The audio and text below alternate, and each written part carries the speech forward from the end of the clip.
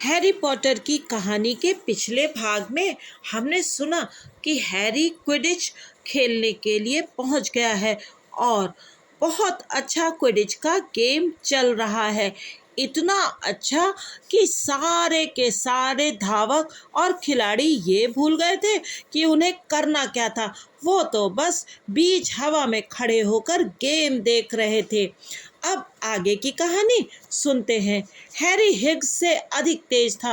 वह छोटी गोल गेंद को देख सकता था जो अपने पंख फड़फड़ाते हुए तेजी से आगे चली जा रही थी। उसने अपनी गति थोड़ी और बढ़ा ली। भड़ाम! नीचे गरुड़ द्वार के समर्थकों के मुंह से गुस्से भरी गर्जना निकली। मार्कस फ्लिंट ने जानबूझकर हैरी का रास्ता रोका था, जिस वजह से हैरी की झाड़ू अपने रास्ते से भटक गई और हैरी अपनी जान बचाने की कोशिश करने लगा। फाउल! गरुड़ द्वार के समर्थक चीखे। मैडम हूच ने गुस्से से फ्लिंट को फटकार लगाई और गरुड़ द्वार को एक पेनल्टी दी, नाग शक्ति के गोल पोस्ट के ठीक सामने से। परंतु इस सारे झमेले में जाहिर था सुनहरी गेंद एक बार फिर गायब हो चुकी थी। नीचे स्टैंड में डीन थॉमस चिल्ला रहा था, उसे बाहर करो, रेफरी, रेड कार्ड दिखाओ। ये फुटबॉल नहीं है डीन, रॉन ने उसे याद दिलाया। क्विडिच में लोगों को मैदान से बाहर नहीं निकाला जाता और रेड कार्ड क्या होता है। परंतु हैग्रिड डीन के पक्ष में था। उन्हें नियम बदलना चाहिए। फ्लिंट हैरी को नीचे भी गिरा सकता था। ली जॉर्डन भी अपने आप को पक्ष लेने से रोक नहीं पाया। तो इस स्पष्ट और घटिया धोखाधड़ी के बाद जॉर्डन, प्रोफेसर मैकगोनागल गरजी, मेरा मतलब है इस साफ और घटिया फाउल के बाद। जॉर्डन, मैं तुम्हें चेतावनी दे रही हूँ। ठीक है। फ्लिंट ने गरुड़ द्वार के खोजी को लगभग जान से मार दिया था, परंतु मुझे विश्वास है ऐसा किसी के साथ भी हो सकता है। इसलिए गरुड़ द्वार को एक पेनाल्टी जो स्पिनेट ने ली और उसे गोल में डाल दिया। कोई दिक्कत नहीं और खेल आगे चल रहा है। तूफान अभी गरुड़ द्वार के पास है। जब हैरी ने एक और पहलवान को चकमा दिया जो उसके सिर के पास से खतरनाक तरीके से गुजरा, तभी ये अचानक हुआ। उसकी झाड़ू ने अचानक भयानक झटका दिया। एक पल तो उसने सोचा कि वो गिरने वाला है। उसने अपने दोनों हाथों और घुटनों से झाड़ू को कस कर पकड़ लिया। उसे इस तरह का अनुभव पहले कभी नहीं हुआ था। ये दोबारा हुआ। ऐसा लग रहा था जैसे झाड़ू उसे गिराने की कोशिश कर रही थी, परंतु निम्बस 2000 अचानक अपने सवार को गिराने का फैसला नहीं करती। हैरी ने वापस पलटकर गरुड़ द्वार के गोल पोस्ट की तरफ जाने की कोशिश की। उसका आधा मन हो रहा था कि वो वुड से टाइम आउट लेने के लिए कहे, और तभी उसे एहसास हुआ कि उसकी झाड़ू उसके नियंत्रण से पूरी तरह बाहर हो चुकी है। वो उसे घुमा नहीं सकता था, वह उसे दिशा नहीं दे सकता था। झाड़ू हवा में हिचकोले खा रही थी और थोड़ी थोड़ी देर में जबरदस्त झटके दे रही थी, जिस कारण वह उस पर से लगभग गिर जाता था। ली अभी कमेंट्री कर रहा था, तूफान अब नाग शक्ति के कब्जे में है, फ्लिंट के पास। उसने स्पिनेट के पास दे दिया, फिर बेल को पास मिला। एक पहलवान उसके चेहरे पर कस कर पड़ा। आशा है उसकी नाक टूट गई होगी। सिर्फ मजाक कर रहा था प्रोफेसर, नाग शक्ति ने गोल कर दिया। अरे नहीं, नाग शक्ति के समर्थक खुशियां मना रहे थे। किसी ने भी ये नहीं देखा कि हैरी की झाड़ू अजीब हरकतें कर रही थी। वह उसे धीरे धीरे और अधिक ऊंचाई पर ले जा रही थी, खेल से दूर, और चलते समय वो उसे झटके दे रही थी और बुरी तरह हिल रही थी। ना जाने हैरी क्या कर रहा है। हैग्रिड बुदबुदाया। उसने अपनी दूरबीन में से घूरा। अगर हम बेहतर ना जानते तो हम यही कहते कि उसकी झाड़ू उसके काबू में नहीं है, परंतु ऐसा कैसे हो सकता है। अचानक स्टैंड्स में चारों तरफ लोग हैरी की तरफ इशारा करने लगे। उसकी झाड़ू अब पलटियां खाने लगी थी और हैरी किसी तरह से बस उसे पकड़े हुआ था। तभी पूरी भीड़ की सांस रुक गई। हैरी की झाड़ू ने बहुत जोर का झटका दिया और हैरी उससे लटक गया। वह झाड़ू से झूल रहा था और उसे सिर्फ एक हाथ से पकड़े हुए था। जब फ्लिंट ने उसे टक्कर मारी थी, तो कहीं उस वक्त तो उसकी झाड़ू के साथ कोई छेड़छाड़ नहीं हुई? सीमस ने कहा। ऐसा नहीं हो सकता, हैग्रिड ने कांपती आवाज में कहा। ताकतवर काले जादू के सिवाय जादुई झाड़ू के साथ किसी तरह की छेड़छाड़ नहीं की जा सकती। निम्बस 2000 के साथ ये काम कोई बच्चा नहीं कर सकता। जब हरमाइनी ने ये सुना तो उसने हैग्रिड की दूरबीन छीन ली, परंतु हैरी की तरफ देखने के बजाय वो हड़बड़ाकर भीड़ में देख रही थी। तुम क्या कर रही हो?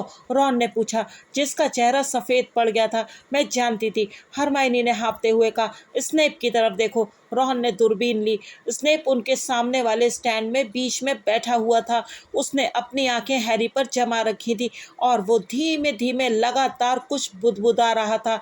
वह कुछ कर रहा है, वो झाड़ू पर जादू कर रहा है। हरमाइनी ने कहा, हमें क्या करना चाहिए? ये मुझ पर छोड़ दो। इससे पहले कि रॉन कुछ और कह पाए, हरमाइनी गायब हो गई। रॉन ने अपनी दूरबीन से फिर हैरी की तरफ देखा। उसकी झाड़ू अब इतनी तेजी से कांप रही थी कि उससे ज्यादा देर तक लटकना असंभव था। सारे दर्शक अब खड़े हो गए थे और दहशत से देख रहे थे कि वीजली बंदूक किस तरह से हैरी को अपनी झाड़ू पर सुरक्षित खींचने की कोशिश कर रहे थे, परंतु कोई फायदा नहीं हुआ। हर बार जब भी वे उसके पास जाते थे, झाड़ू और ज्यादा ऊपर उछल जाती थी। वे लोग नीचे आकर उसके ठीक नीचे गोल गोल घूमने लगे। जाहिर था कि उसके गिरने की स्थिति में वे लोग उसे पकड़ने की आशा कर रहे थे। मार्कस फ्लिंट ने तूफान को अपने कब्जे में किया और बिना किसी के देखे 5 गोल कर दिए। जल्दी हरमाइनी। रॉन हताश होकर बुदबुदा रहा था। हरमाइनी लोगों को ढकेलते हुए उस स्टैंड तक पहुंची जहां स्नेप खड़ा था। अब वह उसके पीछे वाली लाइन में दौड़ रही थी। जब उसने अगली लाइन में बैठे प्रोफेसर कुरेल को सिर की सीधी टक्कर मारी, तब भी वह सॉरी कहने के लिए नहीं रुकी। स्नेप के पास पहुंचते ही वो झुकी, अपनी छड़ी बाहर निकाली और कुछ चुने हुए शब्द कहे। उसकी छड़ी से चमकीली नीली आग निकली और स्नेप के कपड़ों के सिरे पर लग गई। स्नेप को यह एहसास होने में शायद 30 सेकंड लग गए कि उसके कपड़ों में आग लग गई थी। उसने अचानक चौंकने की आवाज से हरमाइनी को बता दिया कि काम हो गया था। स्नेप के पास से आग को लौटाकर अपनी जेब में रख के एक छोटे से जार में वापस रखते हुए हरमाइनी वापस लौट गई। स्नेप को पता भी नहीं चलेगा कि क्या हुआ था, इतना काफी था। ऊपर हवा में हैरी अचानक अपनी झाड़ू पर बैठने में सफल हो गया। नेविल, अब तुम ऊपर देख सकते हो, रॉन ने कहा। नेविल पिछले 5 मिनट से हैग्रिड की जैकेट में मुंह छुपाकर सुबक रहा था। जब हैरी जमीन की तरफ तेजी से उतर रहा था तो भीड़ ने उसे अपने मुंह पर इस तरह से हाथ रखते हुए देखा मानो उसे उल्टी होने वाली हो। वह अपने दोनों हाथों और दोनों पैरों के बल पिच पर कूदा, खांसा और उसके हाथ से कोई सुनहरी चीज नीचे गिरी। मैंने सुनहरी गेंद पकड़ ली है, वो चीखा और उसने सुनहरी गेंद को अपने सिर के ऊपर चारों तरफ लहराया। खेल पूरी तरह दुविधा में समाप्त हुआ। उसने उसे पकड़ा नहीं था, उसने उसे लगभग निगल लिया था।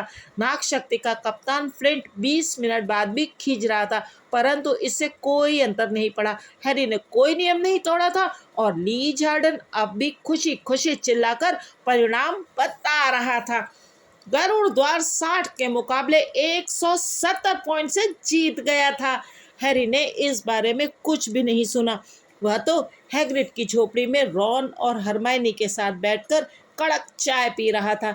ये स्नेप की कारस्तानी थी। रॉन बोल रहा था, हरमाइनी, और मैंने उसे देखा था। वो तुम्हारी झाड़ू पर जादू कर रहा था, बुदबुदा रहा था और तुम पर से अपनी नजरें नहीं हटा रहा था। बकवास, हैग्रिड ने कहा, जिसने स्टैंड्स में अपने पास कहा गया एक भी शब्द नहीं सुना था। स्नेप इस तरह का काम क्यों करेगा? हैरी, रॉन और हरमाइनी ने एक दूसरे की तरफ देखा और सोचा कि इसका क्या जवाब दिया जाए। हैरी ने फैसला किया कि सच बताना ही ठीक रहेगा।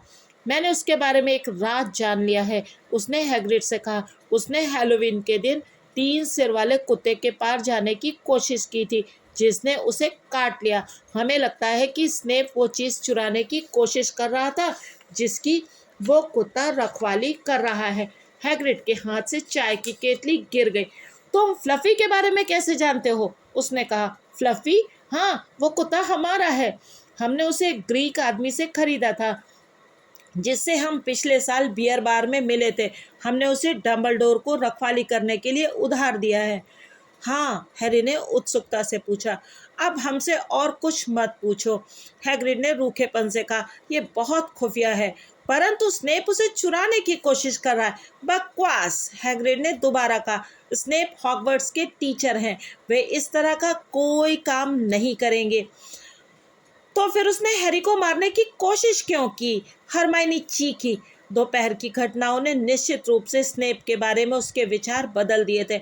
मैं पहचान सकती हूँ कि कब जादू किया जा रहा है हैग्रिड। मैंने इस बारे में सब कुछ पढ़ा है। जादू करते वक्त आंखों का संपर्क टूटना नहीं चाहिए। और स्नेप पलके नहीं झपका रहा था। मैंने उसे देखा था। हम तुम्हें बता रहे हैं, तुम गलत हो, हैग्रिड ने गर्म होकर कहा। हम नहीं जानते कि हैरी की झाड़ू ने इस तरह की हरकत क्यों की, परंतु स्नेप कभी किसी विद्यार्थी को मारने की कोशिश नहीं करेंगे।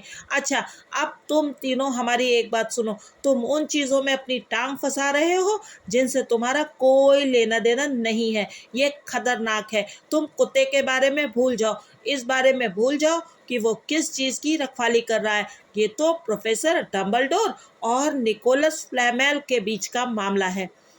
आहा, हैरी ने कहा। तो कोई निकोलस फ्लैमेल भी इसमें शामिल है ना?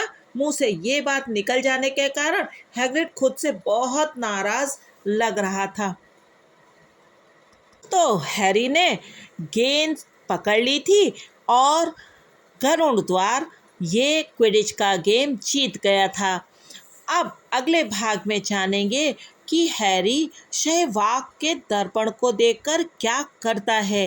तब तक आप बने रहिए यूट्यूबर मौसी की कहानियों के साथ, और चैनल को सब्सक्राइब करना और वीडियो को लाइक करना मत भूल जाइएगा। Thank you.